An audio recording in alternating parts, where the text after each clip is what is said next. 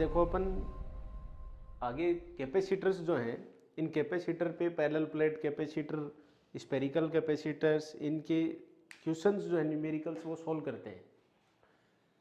तो सबसे पहले मैं आपको बताता हूँ कि ये जो कैपेसिटर्स होते हैं उनका अगर ग्रुपिंग किया जाता है, ग्रुपिंग पे बेस्ड न्यूमेरिकल्स हैं, तो सबसे पहले अपन जैसे सीरीज ग्रुपिंग लेते हैं, सपोज कॉम्बिनेशन या ग्रुपिंग।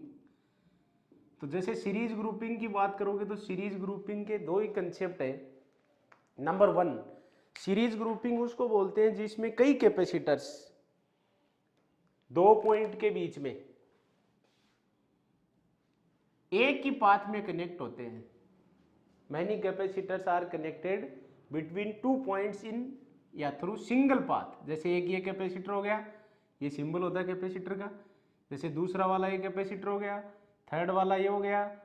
ऐसे आप कितने भी कैपेसिटर कनेक्ट कर सकते हो, C1, C2, C3, C4, Cn तक भी कर सकते हो आप। दूसरी बात होती है सीरीज कॉम्बिनेशन की, नंबर टू की। सीरीज कॉम्बिनेशन में जो चार्ज बैटरी से, यहाँ जब आप बैटरी कनेक्ट करोगे, पोटेंशियल कनेक्ट करोगे, तो यहाँ से अगर कोई चार्ज आ रहा है तो वो तीनों में सेम जाएगा। क्यों? क्योंकि कंजर्वेशन ऑफ चार्ज कहता है कि जितना चार्ज यहाँ से बाहर आया है उतना एंटर होना चाहिए, क्रिएट या डिस्ट्रॉय नहीं हो।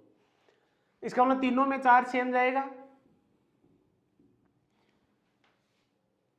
सी अगर डिफरेंट डिफरेंट है, जैसे C1, C2, C3, C4, Cn तक अगर अलग अलग है, तो इसका मतलब पोटेंशियल अलग अलग होगा, क्योंकि तीन ही चीजें हैं, Q, V और C। Q तो सेम हो गया, C अगर डिफरेंट डिफरेंट है तो V भी डिफरेंट डिफरेंट होगा। जैसे मान लीजिए इसमें पोटेंशियल V1 आ गया, इसमें V2 आ गया, इसमें V3 आ गया, बट एनर्जी कंजर्वेशन, पोटेंशियल का मतलब एनर्जी, वर्क, तो एनर्जी कंजर्वेशन क्या कहता है कि ये जो एनर्जी है टोटल, वो इन तीनों के सम के बराबर होनी चाहिए। तो V किसके इक्वल होना चाहिए? V1 plus V2 plus V3। तो C इक्विवेलेंट जो आएगा या इक्विवेलेंट जो कैपेसिटेंस आएगा सीरीज में, वो ये आएगा, ध्यान से देखिए, रेजिस्टेंस जैसा नहीं आता है, 1/C इक्विवेलेंट आएगा 1/C1 plus 1/C2 plus 1/C3।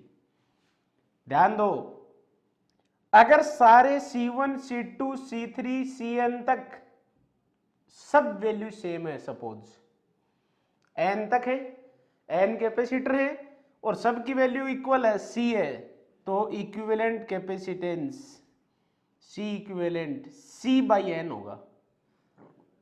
तो ध्यान दीजिए कि कई बार क्वेश्चन आ जाता है कि ये भी 1, ये भी 1, ये भी 1, ये भी 1, ये भी 1 और ये भी 1, जैसे 1, 2, 3, 4, 5, 6 हो गई।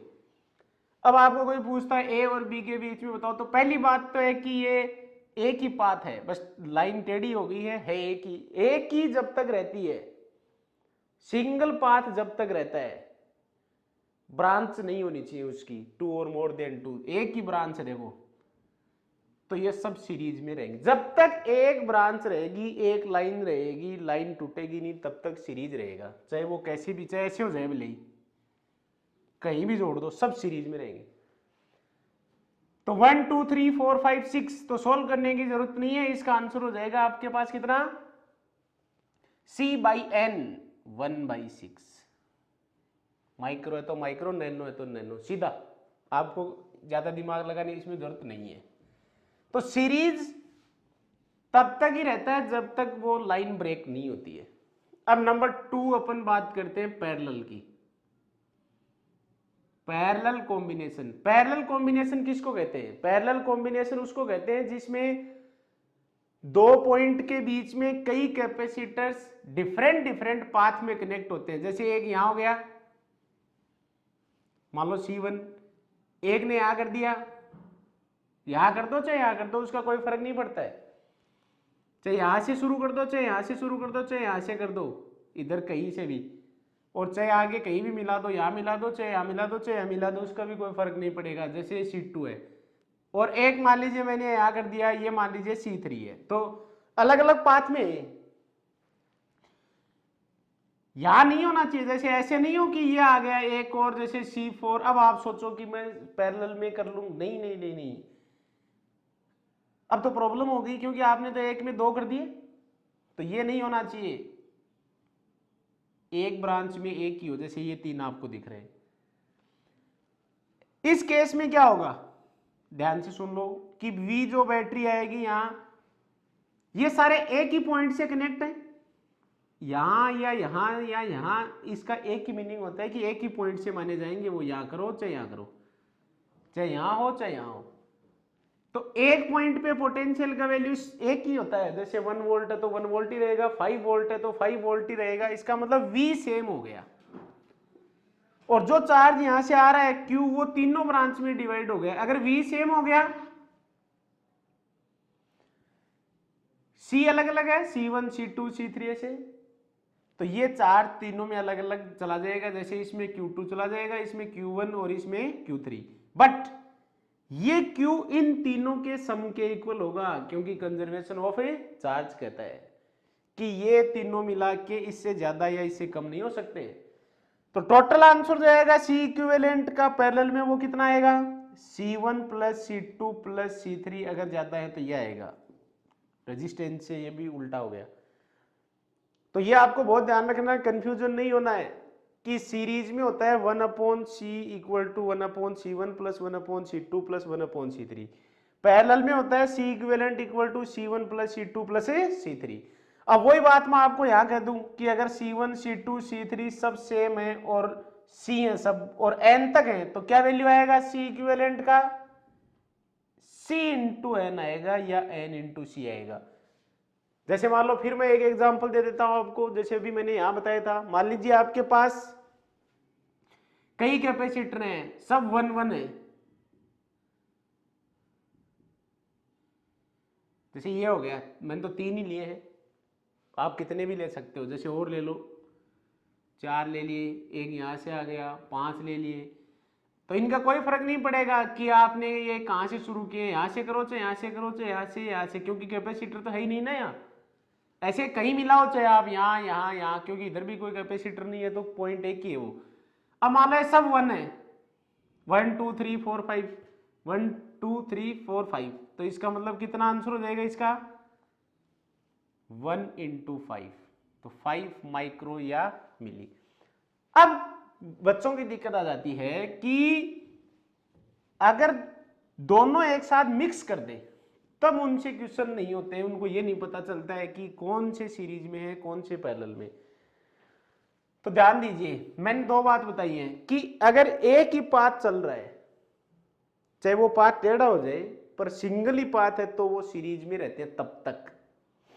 दूसरी बात, अगर ब्रांच में डिवाइड हो गई एक लाइन 2 3 4 5 6 हजार तक, और हर ब्रांच में एक ही है, तो वो सब जो जहां से डिवाइड हुई है वहां से आगे तक सब पैरेलल में है। जैसे यहां देखो कि मान लो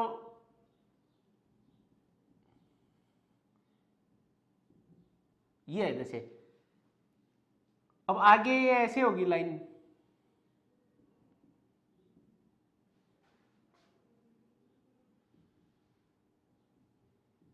ऐसे हो गई मान लो, तो अब आपको सोल्व करना है, जैसे ये सब 1 है, सब 1 है, अब आपको जैसे इसको सोल्व करना है, तो अब बच्चों की दिक्कत हो जाती है। तो आप ध्यान दो कि मैंने क्या कहा था, जब तक ये एक ही चल रही है तब तक सीरीज में, मतलब यहां तक, जैसे यहां कोई पॉइंट मान लो C, तो ये सब सीरीज में है, ठीक है। फिर मैंने कहा ये ब्रांच होगी, देखो एक ब्रांच इधर हो गई, एक यहां हो गई, एक यहां हो गई, और फिर ये आगे सब में एक एक ही है ना, और आगे जाके मिल गई, तो इसका मतलब ये सब पैरेलल में है। यहां फिर एक पॉइंट दे दो, तो इसका मतलब C से D तक पैरेलल में है, फिर आगे दोनों एक ही ब्रांच में है, इसका मतलब ये दोनों D और B वाले फिर वापस किस में हो गए, सीरीज में। अब एक प्रॉब्लम और आएगी बच्चों की तुम्हारे, क्या आएगी कि इस क्वेश्चन को सोल्व करोगे आप, तो ये जो मैंने आपको बताया वो कंसेप्ट लगा दो यहां, 1 2 3 और 4 है, और चारों की वैल्यू 1 है और 4 है और सीरीज में है, तो C/n होता है ना, तो C का वैल्यू तो 1 और टोटल है कितने, 4। इसका मतलब इसका इसका इसका और इसका आंसर तो ये हो गया, मतलब ए पॉइंट से लेके और सी पॉइंट तक तो वैल्यू हो गया 1/4।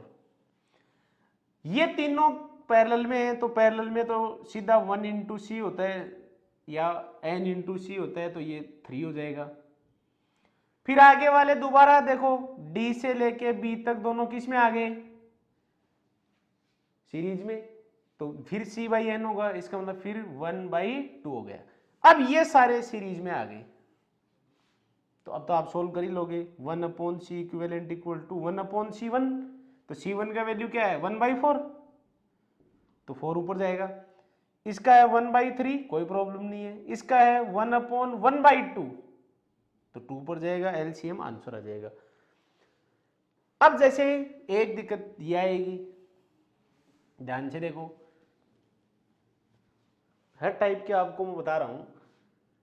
एक प्रॉब्लम ये आएगा, अब देखो जैसे मान लीजिए सेम नहीं है, जैसे ये 2 है ये 4 है, ठीक है, फिर आगे गड़बड़ कर दी, देखिए ध्यान से देखना आप, यहां से यहां तक, यहां कोई भी पॉइंट बना लो, जैसे सी बना लो, आपकी मर्जी है, कुछ भी लिख सकते हो, तो ये दोनों सीरीज में है, समझ में आ रहा है। पर अब की बार वो सिस्टम नहीं है कि आप 2 या 4 वाला नहीं है, अब की बार c/n मत कर देना। अब आगे देखो ध्यान से कि कई बच्चे सोच रहे हैं कि अब ये पैरेलल में है या ये पैरेलल में है, नहीं नहीं नहीं, सी 2 ब्रांच में डिवाइड हो तो गया सी के आगे, पर मैंने क्या कहा था, ब्रांच में डिवाइड होने के बाद में एक एक ही होना चाहिए, तब भी पैरेलल में होता है। अब आप इन दोनों को, जैसे मैं इनकी वैल्यू लेता हूं, मान लो ये 1 है, ये 1 है, ये 2 है सपोज, या ये 2 ले लो, ये 2 ले लो और इसको 1 ले लो, कोई दिक्कत नहीं है। अब पहले ये दोनों सोल्व होंगे, क्योंकि इस ब्रांच में जैसे यहां कोई भी नाम दे दो, डी और यहां ई दे दो, तो इस डी और ई के बीच में 2 सीरीज में आ गए, तो आप ये गलती मत कर देना कि इन दोनों को या इसको पैरेलल में, नहीं नहीं नहीं, ये पहले दोनों, पहले एक ब्रांच में अगर एक से ज्यादा आ रही तो वो ब्रांच सोल्व होगी, तो ये ब्रांच सोल्व करनी पड़ेगी आपको। तो इसमें तो 2 हैं और वैल्यू भी 2 ही है, तो c/n से करोगे तो 2/2। तो ये देखो, अब मैं एक चीज ये बताने जा रहा था आपको कि यहां देखो, इसको सीरीज में सोल्व कीजिए, तो ऐसे तो करोगे कि 1/2 प्लस 1/4, कुछ भी मान लो, जैसे 1/c' मान लिया, एलसीएम ले लिया 4, तो 2 + 1 1/c', कितना वैल्यू हो गया 3/4। अब कई बच्चे यहां 3/4 लिख देंगे, ये गलत हो गया, क्योंकि 1/c' की वैल्यू है 3/4, तो जबकि अपन को तो दोनों का सॉल्यूशन मतलब c' चाहिए ना, तो 4/3 लिख देना है। ये गलती मत कर देना, ज्यादातर बच्चे यही करते हैं, फिर तो पूरा ही गलत आ गया, सही करो चाहे मत करो, तो ये कंफ्यूजन हो जाएगा तुमको। तो ये आ गया वैल्यू, चलो ठीक है। अब मैं कह रहा था वैसे करो, अब पहले मैं क्या कह रहा था, इन दोनों को सोल्व करो, क्योंकि ये इसके साथ ये इसके साथ पैरेलल में नहीं है। मैंने कहा एक ब्रांच में अगर एक से ज्यादा है तो पहले उस ब्रांच को सोल्व कीजिए, बाद में देखेंगे दूसरी ब्रांच के साथ। तो अब ये दोनों 1/2 1/2 रहेगा, तो एक हो गया, एक को उल्टा करके लिखोगे तो भी ये 1 ही रहेगा, इसमें कोई दिक्कत नहीं है। फिर यहां वाला जो है वो 1 है और इसके आगे b है। अब ये दोनों सोल्व होंगे, इसको इसके साथ या इसको इसके साथ मत करना, क्योंकि यहां जो पॉइंट था सी उसके और डी बी के बीच में करो पहले। अब ये 1 और ये 1 2 हो गया, तो ये हो गया तुम्हारा 4/3 और ये हो गया आपका 2 और ये हो गया b। अब ये दोनों किस में हो गए, सीरीज में, तो 1/c इक्विवेलेंट इक्वल टू हो जाएगा 1/4/3, 3 ऊपर चला जाएगा और 1/2, तो ये हो जाएगा 1/c equivalent equal to 3/4 plus 1/2। अब लास्ट में फिर वही ध्यान रखना है कि 1/c इक्विवेलेंट मत छोड़ देना। जैसे मान लीजिए 7/8 आ रहा है या 7/4 आ रहा है सपोज, या 5/4 आ रहा है, जो भी आ रहा है, तो 5/4 मत लिख देना, 4/5 लिखना पड़ेगा, क्योंकि अपन को इसका वैल्यू चाहिए। तो ये जितनी आप प्रैक्टिस करोगे इसमें उतने ही आपको समझ में आएंगे। आगे वाले देखो, अब एक तो इस टाइप के क्वेश्चन होते हैं, दूसरी टाइप के बताता हूं मैं आपको। जैसे ये क्वेश्चन ही लेते हैं अपन, मान लो वापस कि ये 1 माइक्रोफेरेड है, ये 2 माइक्रोफेरेड है, और ये मान लीजिए 4 माइक्रोफेरेड है, और ये बी है। अब इसको सोल्व करना है, तो ये तो बिल्कुल सिंपल है। आप चाहो तो यहां पॉइंट लगाओ, चाहे तो मत लगाओ। जैसे ये, तो पहले इन दोनों को सोल्व कर लो, ठीक है। पहले उनको सोल्व करना है जो आपको समझ में आ रहा है कि ये पैरेलल में है, सीरीज में है। चाहे आपको कोई पॉइंट लगाना पड़े तो आपकी तरफ से लगा लीजिए। ये दोनों कितने हो जाएंगे, 2 और 4 6। तो ए ये हो गया 1, ये वो सी है ही जो आपने लगाया, ये बी है, और ये 6 हो गया। अब ये दोनों किस में हो गए, सीरीज में। तो 1 upon C equivalent equal to 1 upon 1, 1 upon 6, तो 6, तो 6 प्लस 1, तो 1 अपॉन सी इक्विवेलेंट, तो सी इक्विवेलेंट का वैल्यू कितना हो गया, 6/7, 6/7। अब ध्यान दो, इस क्वेश्चन का उल्टा, ये तो आपको आता ही था, ये तो मैंने बता दिया। इसका उल्टा क्वेश्चन आ जाता कई बार एग्जाम में। यहां ये x आ गया, suppose find value of x value of x if equivalent capacitance between a and b is 6/7 microfarad. उल्टा क्वेश्चन आ गया, दूसरे टाइप का मैं आपको बता रहा हूं। ये इस टाइप का क्वेश्चन आ गया सपोज, तो कोई दिक्कत नहीं है, फिर आप अपना प्रोसेस लगाओ। आपको ये गिवन है बस, तो ये जहां आएगा वहां अपन लिख देंगे, कोई परेशानी नहीं है। तो ये दोनों सोल्व करो सबसे पहले। तो कितना हो जाएगा, ये ए, ये हो गया 1, ये सी है जो मैंने लगाया था अभी, और ये वैल्यू हो गया x प्लस 4। कोई दिक्कत नहीं। अब ये दोनों किस में हो गए, सीरीज में। तो 1/1 plus 1 upon x plus 4 equal to 1 upon C equivalent. अब यहां वो वैल्यू रख दो जो दी हुई है, 6/7।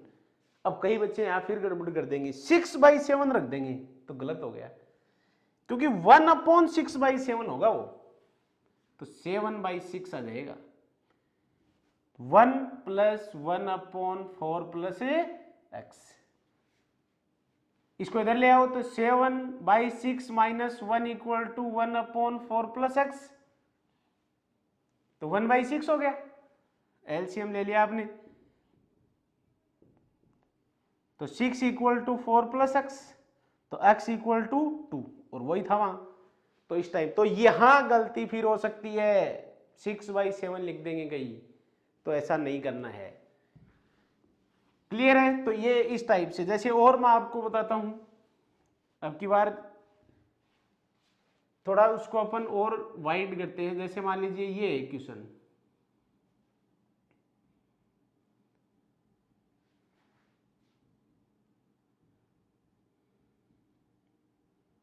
जैसे मान लो ये आ गया, सब कोई भी वैल्यू ले लो, कोई फर्क नहीं पड़ता वैल्यू से। तो अब इस क्वेश्चन में आपको ए और बी के बीच में सोल्व करना है।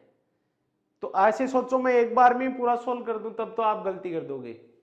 स्टेप बाय स्टेप करो, पॉइंट से उनको नाम दे दो चाहे आप, जैसे ये ए बी तो है, सी डी, यहां मैं ई ले लेता हूं बस। अब स्टेप बाय स्टेप करो ना, जैसे आपको जो जो समझ में आ रहे हैं। जैसे यहां से यहां तक है वो तो एक ही है, तो इसको तो छोड़ो। ये दोनों पैरेलल में है कि नहीं है, तो इन दोनों का 1 और 1 करोगे तो 2 हो जाएगा। इसका मतलब इन दोनों ब्रांच सी और डी के बीच में 2 आ जाएगा। क्लियर है, कोई दिक्कत नहीं है। जैसे ये 2 हो गया। अब ई और एफ तक सारे सीरीज में देखो, तो इसका मतलब 1 2 3 और 4, तो सबको मिला के सोल्व करोगे तो 1/4 होगा कि नहीं होगा, सब हो गए सोल्व। अब ये दोनों सोल्व होंगे, सी से लेके ई तक की ब्रांच सोल्व होगी, क्योंकि इसमें तो इधर तो एक ही, इसको तो छोड़ दो एक बार। ये ब्रांच देखो, पॉइंट चाहे हटाना चाहो तो हटा दो, तो 1/2 प्लस 1 होगा। फिर जो भी आएगा, जैसे मान लीजिए आपका 2/3 आ गया सपोज। अब ये और ये दोनों पैरेलल में हो गए, तो 1/4 प्लस 2/3 आएगा। फिर लास्ट में जो आएगा वो इसके साथ सोल्व होगा। तो ऐसे, तो मैं आपको दो ही चीजें कहना चाह रहा हूं कि आप पहली बात तो ये डिसाइड करो कि कहां से कहां तक सीरीज में है, और सीरीज में कभी भी सोल्व करो। जैसे ये ब्रांच सोल्व करनी है मान लो किसी बच्चे को, अभी जो मैंने आज दिया था वो पैरेलल में गलती नहीं होगी, सीरीज में ही होगी। एक यहां था, अगर मान लो 1 1 1 और ये 1 2 और 3 है, तो अब मैं ये कह रहा था आपको कि ये सब सीरीज में है, तो आप इनको सोल्व करोगे ना, तो ये तो सीधे सीधे कर दोगे आप, 1 और 1 2 हो गया, तो सर इसमें तो कोई दिक्कत नहीं है, तो गलती भी नहीं होगी। अब गलती होती है यहां, जैसे सी के और बी के बीच में करोगे तो कैसे करोगे, 1/1 1/2 प्लस 1/3 हुआ, एलसीएम ले लो 6, तो 6 + 3 + 2 1/c हुआ, तो 1/c मतलब इन तीनों को कर रहा हूं मैं, तो ये हुआ आपका 11/6। तो कई बच्चे 11/6 लिख देंगे यहां, इन सबको हटा के, और ये वो कर देंगे 11/6, जबकि गलत हो गया, क्योंकि सीरीज में कहीं भी आ जाए तो उल्टा करना ही पड़ेगा। 6/11 सीरीज कहीं भी आ जाए, चाहे सर्किट को बीच में सोल्व, जैसे अभी अपने मिड पॉइंट में, आगे भी तो बाकी और पड़ा है, तो भी, और लास्ट में करोगे तो भी। तो ये बहुत ध्यान रखना आपको। अब आपको शायद पता चलने लग जाएगा धीरे धीरे कि हाँ ऐसे होंगे। अब नेक्स्ट टाइप के क्वेश्चन देखो, दो टाइप के हो गए, एक तो सर्किट बना हुआ है इक्विवेलेंट फाइंड करना, एक इक्विवेलेंट दिया हुआ है और एक्स या सी की वैल्यू फाइंड करनी है। अब नंबर 3, कई बार क्या होता है कि अपन को पता नहीं चलता है कि कौन से वाले सीरीज में है या कौन से वाले पैरेलल में है। जैसे ये और ये तीनों है 1 2 और 3 माइक्रोफैरड। अब इनमें देखो, ऐसे क्वेश्चन अगर कभी आ जाए, या हो सकता है इसके आगे और भी आपको मिल जाए कोई, तो डरने की कोई जरूरत नहीं है, या इधर भी मिल जाए कोई, तो मतलब आपको इतना ही सर्किट बता रहा हूं, पहले एक बार में सोल्व नहीं हो गए। और इनको हटा भी मत देना कि ये ऐसे वायर हैं, क्योंकि इनसे चार्ज जो आएगा वो दोनों ब्रांच में जाएगा, तो इनका ये मीनिंग नहीं है कि इनको हटा दो, नहीं। आप पहले ऐसे क्वेश्चन में जिनमें कैपेसिटेंस नहीं हो ब्रांचेज में, उनको दोनों या तीन जो भी है नंबरिंग दे दो, जैसे 1 नंबर 2 नंबर। अब 1 जहां जहां है वहां 1 लिख दो, 2 जहां जहां है वहां 2 लिख दो। अब ये देखो कि 1 वाला जो वायर है वो किस किस से कनेक्ट है, वो इस कैपेसिटर की एक प्लेट से है कि नहीं है, इस वाले की भी एक प्लेट से है कि नहीं है, ये 1 से है, ये 1 से है, और इसकी भी एक 1 से है। इसको देखो 2 को देखो, 2 इसकी एक प्लेट से है, इसकी भी एक प्लेट से 2 और इसकी भी एक प्लेट से 2। इसका मतलब सबकी, उसको छोड़ो एक बार, सबकी इनमें एक प्लेट 1 से, एक प्लेट 2 से कनेक्ट है पॉइंट या वायर से। इसका मतलब ऐसा पैरेलल होता है जिसमें एक प्लेट एक पॉइंट से हो, वायर से एक प्लेट दूसरे पॉइंट से हो। तो वही मैं करने जा रहा हूं, मैंने दो वायर ए और 1 और 2 लगाया, ये और ये हो गया, ये 1 ये 2 ये 3, ये तुम्हारा ए पॉइंट है, यहां पॉइंट सी है। अब आगे वाला जो बचा हुआ है वो बी है, जैसे मान लो इसकी वैल्यू 4 है तो 4 है। अब ये तीनों किसमें हो गए, पैरेलल में, तो 1 2 3 6 हो गया, सिंपल हो गए अब। और आगे वाला जो है वो 4 हो गया। अब ये सीरीज में आंसर आ गया। एक क्वेश्चन इस टाइप के होते हैं, अगर वो यहां और लगा दे एक, कोई दिक्कत नहीं है, पहले अपन तो इसी को करेंगे सोल्व। यहां वाला यहां पड़ा रहेगा, ये जैसे जो भी है, और यहां वाला यहां रहेगा, सोल्व हो जाएगा। एक इस टाइप के होंगे। नेक्स्ट टाइप में आ जाओ। अब नेक्स्ट टाइप के क्वेश्चन होते हैं जो ए और इनफाइनाइट तक चलेंगे। ध्यान से देखो, बी, जैसे मैं सिंपलेस्ट फॉर्म लेता हूं सबसे पहले, ठीक है। ऐसे क्वेश्चन आ जाए मान लीजिए जो ऐसे इनफाइनाइट तक चल रहे हैं, सबकी वैल्यू जो भी है, जैसे 1 ही है सपोज, या x है या c है, जो भी है, ध्यान दो, या मान लो इनकी 1 है, इनकी 2 है, इनकी 3 है, इससे कोई फर्क नहीं पड़ेगा। इन सर्किट के लिए क्या करना है, आप सबसे पहले यहाँ एक बार एक बैटरी कंसीडर कर लो, मान लो कोई पोटेंशियल मैंने यहाँ कनेक्ट कर दिया, जैसे ये कोई सेल या बैटरी जोड़ दिया, तो यहाँ से चार्ज आएगा और सब ब्रांच में आगे तक जाएगा। अब ऐसा आगे तो कितना अगले अपन की उधर से फिर सोल्व करते हैं लाइन, तो ऐसे तो पॉसिबल नहीं है, इनकी अप्रोक्सीमेट वैल्यू आएगी। तो आप सबसे पहले इस क्वेश्चन में एक बैटरी कनेक्ट करके और लूपों को देखिए, जैसे ये यहां से चार्ज है, ये एक लूप बन गया अपना। अगर यही बैटरी मान लो मैं यहां लगा दूं इसके और इसके बीच में, जैसे यहाँ एक पॉइंट P है, एक यहाँ पॉइंट Q है, यहां लगा दूं तो भी ये दूसरा लूप बन जाएगा। फिर यहां अगर लगा दें तो ये तीसरा लूप बन जाएगा, क्योंकि ये तो सेम ही चलेगा। तो सारे लूप जो है वो एक जैसे दिख रहे हैं, सिमेट्री है। तो पहली बात ये कंफर्म करना है जैसे सब ठीक है। अगर मान लीजिए ये A और ये B है, और अब की बार मैं थोड़ा सा चेंज करता हूं, यहां नहीं लेता हूं और फिर आगे लेता ही जाता हूं मैं, ऊपर वाले की तरह सेम ले लिया, फिर मैंने बस एक जगह नहीं लिया। अब प्रॉब्लम हो जाएगी, जैसे मान लो ये 1 1 है, या ये मान लो 2 2 है, या जो भी है कोई भी वैल्यू। अब यहां जैसे आप बैटरी लगा के देख लो ना एक बार, देखो इस लूप को देखो, ये जैसे आपको दिख रहा है, जैसे इसमें देखो 1 2 3 है, फिर यहां बैटरी लगाते तो भी 1 2 3 होते, यहां लगाते तो भी 1 2 3, ये तो करेक्ट है। इसमें देखो ये सिमेट्री है क्या? नहीं है, क्योंकि यहां बैटरी लगाई तो इसमें तो 2 ही आए, 1 और 2। अगर यहां लगाते अपन P और Q के बीच में तो 3 आ गए, गड़बड़ हो गया, सेम नहीं है तो ये गलत सिस्टम हो गया। कोई भी देख लो, जैसे मान लीजिए मैं आपको और बताता हूं, A और ये B हो गया, और मान लीजिए यहां नहीं लिया मैंने और आगे ले लिया सपोज, तो ये पीछे वाला क्वेश्चन सेम रह गया। ठीक है, तो इसमें भी गड़बड़ रहेगा। यहां बैटरी लगा के देखोगे तो इसमें तो 1 और 2 ही है, इसमें 3 आ रहे हैं, इसमें भी 3 आ रहे हैं। तो सबसे पहला काम है कि सिमेट्री बनाओ। अब सिमेट्री इसमें तो फिट है काम, इसको तो छोड़ो ही मत। इसमें गड़बड़ है, इसमें कौन सा नहीं है?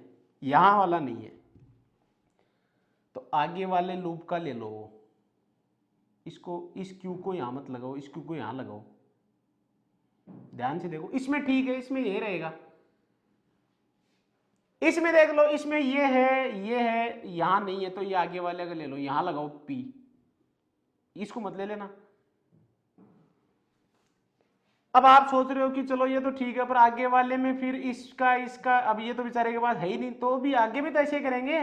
जैसे मान लो आप x y काटते, आगे वाला लूप देखते, तो यहां नहीं लगाते भाई, यहां लगाते, तो ऐसे काट दो इसको।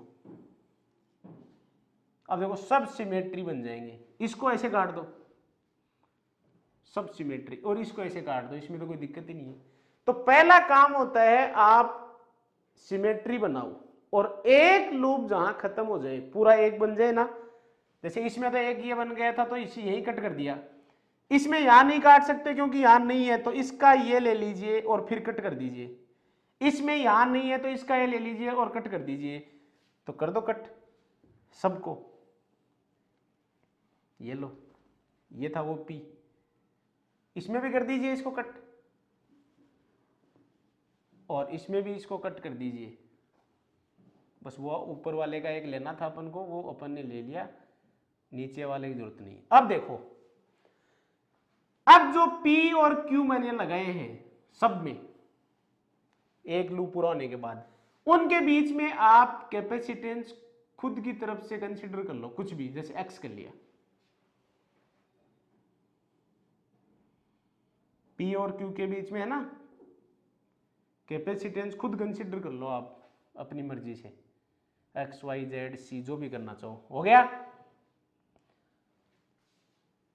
ये X क्या है? ये X इसके इधर जो सर्किट था उस पूरे का आंसर नहीं है क्या?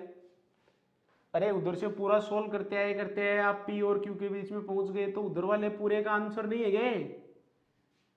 इसको देख लो, चाहे आगे तक जो था उसका पूरे का आंसर है। इसमें भी देख लो, चाहे उधर जो था उस पूरे का ये आंसर हो गया। ये तो बाकी तो पड़े ही हैं, जो 1 1 थे वो तो ये रहे, ये रहे, ये रहे, इसमें ये रहे। अब आपको करना क्या है कि ये जो x कंसीडर किया है ये इनफाइनाइट वाले उधर पूरे का सॉल्यूशन हो गया। हाँ तो अपन ये कह रहे हैं कि P और Q के बीच में, या ये P Q है या उसमें आप देख रहे हो कि P और Q के बीच में जो x है वो क्या है? x है वो है कि इधर जो भी पूरा आगे आपको सर्किट दिख रहा है, या इसमें जो आपको सर्किट दिख रहा है उस इनफाइनाइट का, उस पूरे सर्किट का सॉल्यूशन, उधर वाले पूरे का सॉल्यूशन जो है वो P और Q के बीच में वो x है। इसमें देख लो चाहे x है। तो अब अगर उस पूरे का वैल्यू x है तो ये एक एक और एक, इन तीन का इसमें क्या फर्क पड़ेगा? कोई फर्क नहीं पड़ेगा। ऐसे ही उस पूरे का सॉल्यूशन अगर x है तो इन दो का, इस एक का और इसका इसमें क्या फर्क पड़ेगा? कोई फर्क नहीं पड़ेगा। तो मेरा कहने का मतलब क्या है, आप इनको कैसे सोल्व करोगे इसके आगे? ऐसे सोल्व करना कि ये दोनों देख लो, अब जैसे आप करते आए हो दोनों पैरेलल में हो गए, जैसे इसी को बता रहा हूं मैं, ये a हो गया, ये 1 ही रहेगा। इन दोनों का अगर सॉल्यूशन करोगे पैरेलल में 1 प्लस एक्स हो जाएगा, इसका वैल्यू भी 1 है, और ये b है, बैटरी की अपन को जरूरत है नहीं। अब ये तीनों देख लो किसमें हो गए सीरीज में, तो 1/1 प्लस 1/1 प्लस एक्स प्लस 1/1 और इक्वल टू 1/c इक्विवेलेंट। तो ये हो जाएगा 1/c equivalent equal to 1 plus 1/1 plus x, और ये भी 1, तो 1 और 1 कितना हो गया? 2। अब देखो मैं क्या कह रहा था आपको, मैं कह रहा हूं ऐसा कोई भी क्वेश्चन आ जाए, सर्किट को आप कट कर लोगे, जहां एक सिमेट्री से लूप बनता है, सारे एक जैसे दिखेंगे, वहां 2 पॉइंट पी क्यू लगा के कट करोगे, ऐसे या इस तरह से। लूप कंप्लीट होने चाहिए, एक जैसे दिखने चाहिए। अगर कम है ऊपर, बीच में या नीचे, तो आगे वाले का एक ले लीजिए, कोई प्रॉब्लम नहीं है। फिर P और Q के बीच में जो आप कंसीडर करते हो वो की वही वैल्यू C इक्विवेलेंट की जगह लिखनी है, बस। यहां भी वही लिखना है जो यहां है। तो इसका मतलब यहां भी क्या लिखोगे? 1/x 2 plus 1/1 plus x. अब एलसीएम ले लोगे, क्रॉस मल्टीप्लाई करोगे, क्वाड्रेटिक इक्वेशन बनेगी, आंसर आ जाएगा। आंसर हो सकता है आपका 1 प्लस का है, जैसे मान लीजिए 1 प्लस √3 आ गया, सपोज मान लो किसी बच्चे का ये आंसर आ गया 1 प्लस माइनस √3। तो इसमें 1 प्लस का एक बार माइनस का है, तो कैपेसिटेंस कभी भी नेगेटिव नहीं हो सकता है। इसका मतलब इसका करेक्ट आंसर क्या होगा? 1 प्लस √3 होगा माइक्रोफेरेड। ऐसे आपको कर लेना है। अब चलो नेक्स्ट टाइप की क्वेश्चन मैं आपको बता देता हूँ, एक दो टाइप के अभी और हैं। तो नेक्स्ट टाइप के क्वेश्चन में आएगा अपने पास कि आपको ये नहीं पता चलेगा इसमें कि कौन सीरीज कौन पैरेलल, मतलब क्या सिस्टम है। जैसे एक ये हो गया और एक ये हो गया, और दोनों के बीच में जो डिस्टेंस है वो d है। एरिया जो है प्लेट का दोनों का सेम है, इसका भी ए है, इसका भी है। अब इसका तो आप सोच रहे हो सबको पता है S/0 या A/0/d होगा, पर मैं ऐसा नहीं कह रहा हूँ। मैं कह रहा हूँ कि अगर कभी ऐसे आ जाए कि इसमें मीडियम है ε/r1 का, और इधर भी मान लो कोई मीडियम अगले ने दे रहा है ε/r2 का, तो इन क्वेश्चनों को कैसे करना है? अब दो कैपेसिटर बन गए इसमें, एक कैपेसिटर इधर का है, एक इधर का, दोनों पैरेलल प्लेट है। आधा एरिया इसमें आ रहा है, पूरा ए है, तो ये इसका मतलब इसमें कितना आ रहा है? a/2। इसमें भी कितना आ रहा है? a/2। डिस्टेंस दोनों में सेम ही आ रहा है, d और d। बट ध्यान देखो, इसका ये प्लेट जैसे यहाँ से और एक प्लेट ये है, तो ये किससे कनेक्ट है? ए से। ये किससे है? बी से। इसका देख लो, ये किससे है? ए से। ये किससे है? बी से। तो इसका मतलब दोनों पैरेलल में है, तो C1 प्लस C2 लिखोगे आप, और ये C हो गया। अब C1 की वैल्यू क्या हो जाएगी इधर वाले की? तो A/0/d प्लस उधर वाले की A/0/d। अब वैक्यूम तो इनमें है ही नहीं। पहली चीज तो, पहली बात तो एरिया आधा आधा है, तो पहली बात तो a नहीं लिखोगे, a की जगह a/2 लिखोगे, यहाँ भी और यहाँ भी a/2 लिखोगे, पहली चीज। d दोनों में d रहेगा, सही है। ε0 किसी में नहीं आएगा, इसमें भी ε/m आएगा, इसमें भी ε/m आएगा। अब ε/m की जगह आप क्या लिख सकते हो? ε0 इंटू ε/r प्लस इसमें भी a/2 epsilon naught into epsilon r. अब इसमें तो एप्सिलॉन आर 1 है तो 1 लो, इसमें 2 है तो 2 लो, दोनों में कॉमन आ जाएगा a/2 epsilon not by D और epsilon R 1 plus epsilon R 2 answer हो जाएगा। तो ये बहुत इंपॉर्टेंट क्वेश्चन है। अब यही क्वेश्चन अगर ऐसे हो, सेम ही देखो ए बी, एरिया प्लेट्स का है वो ए है और डिस्टेंस है वो डी है, पर अब की बार मीडियम ऐसे हैं तो कोई फर्क नहीं है इसमें और इसमें। जैसे ये हो गया एप्सिलॉन आर 2, ये हो गया एप्सिलॉन आर 1, फर्क क्या है? अब दो कैपेसिटर बनेगा, वो एक तो ये बनेगा, देखो ये प्लेट यहाँ तक ये कॉमन होगी मान लो दोनों में, तो एक कैपेसिटर बन गया। दूसरा ये बना जो इसमें कॉमन है ही एक ये, अब सीरीज में है दोनों, पहला और दूसरा दोनों सीरीज में है। इसकी ये प्लेट ऐसे है, फिर ये बीच में है, फिर ये कॉमन है तो ये प्लेट दो से, इसका मतलब सीरीज है। डी आधा आधा हो गया, अब एरिया तो उतना ही रहेगा, इसमें है उतना ही इसमें है, पर डी आधा आधा हो गया, दोनों सीरीज में है। तो 1/c equal to 1/c1 plus 1/c2। अब c1 की वैल्यू कैसे निकालोगे? ए एप्सिलॉन नॉट बाई डी से निकालोगे। c2 की भी कैसे निकालोगे? ए एप्सिलॉन नॉट बाई डी से लगाओगे। डी आधा आधा है तो यहाँ भी d/2 और यहाँ भी d/2, इसमें भी मीडियम है इसमें मीडियम है, तो यहाँ भी एप्सिलॉन m लिखोगे और यहाँ भी एप्सिलॉन m, तो 2 ऊपर चला जाएगा तो 2a एप्सिलॉन m की जगह क्या लिख दोगे? Epsilon not epsilon r upon D. इसमें भी क्या लिख दोगे? 2 ऊपर चला जाएगा, epsilon naught into epsilon r 2d। अब ये और ये वैल्यू इसमें पुट कर दोगे, एलसीएम आंसर आ जाएगा। बात क्लियर है? तो एक ये दो टाइप के मतलब ये इसमें क्वेश्चन होते हैं। ऐसे अगर होता है तो एरिया आधा होता है, पैरेलल में होते हैं। ऐसे अगर भरा हुआ होता है तो डिस्टेंस आधा होता है, सीरीज में होते हैं। अब एक टाइप के और हो सकते हैं जिसमें भी आपको ये नहीं पता चलेगा कि कौन सीरीज में कौन पैरेलल में, क्या सिस्टम है। जैसे मान लो ये क्वेश्चन हो गया ए और ये बी है, डिस्टेंस दिया है, एरिया तो सेम ही है, जैसे ये एरिया ए और ये ए है तो कोई दिक्कत नहीं। डिस्टेंस जैसे ये मान लो डी है, ये मान लो d/2 है और ये भी मान लीजिए d है। तो ऐसे क्वेश्चनों में किसी एक को प्लस कंसीडर करना है और दूसरे को माइनस करना है। अब ए वालों पे प्लस भेज दो क्योंकि ए को आपने प्लस किया है, बी वालों पे माइनस भेज दो क्योंकि आपने इन पे माइनस। अब ध्यान से देखो, ये प्लस है ये माइनस है तो एक कैपेसिटर बन गया, ये माइनस है ये प्लस है, इसका मतलब एक कैपेसिटर और बन गया, कॉमन हो गई। फिर ये वाला प्लस और माइनस तो 3 हो गए, और तीनों अब किस में हो? देखो इस कैपेसिटर में एक प्लेट ए से, ये प्लेट बी से, इस कैपेसिटर में ये बी से ये ए से, और इस कैपेसिटर में ये वाली ए से और ये वाली बी से। इसका मतलब तीनों में एक तो है ए से एक है बी से, तो पैरेलल हो गया। तो a epsilon not by D plus a epsilon not by D और plus a epsilon not by D. अब देखो एरिया तो कोई प्रॉब्लम नहीं है, डिस्टेंस अलग अलग है, इसमें डी है ठीक है, इसमें d/2 है तो 2 और इसमें d है तो d, ये ऊपर चला जाएगा आंसर आ जाएगा। अब अगर ये इक्वेशन ऐसे हो,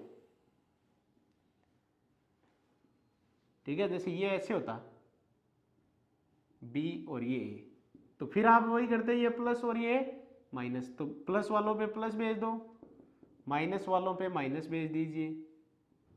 तो ये एक प्लेट हो गया, डिस्टेंस जो भी लेना चाहो d ले लो, ये मान लो 2d हो गया, ये मान लो d हो गया। तो ये प्लस ये माइनस एक कैपेसिटर हो गया, ये माइनस ये नहीं बनेगा, ये प्लस ये माइनस 2 हो गए। इसका ये ए से, इसका ये बी से, इसका ये बी से, इसका ये ए से, दोनों पैरेलल में है तो C1 C2 C, A epsilon not by D plus a epsilon not by D. Distance इसमें d है, d आ गया, ये आया नहीं, बना ही नहीं है, ये इसमें भी d है, d आ गया, आंसर आ गया। तो ये एक इस तरह के हो गए।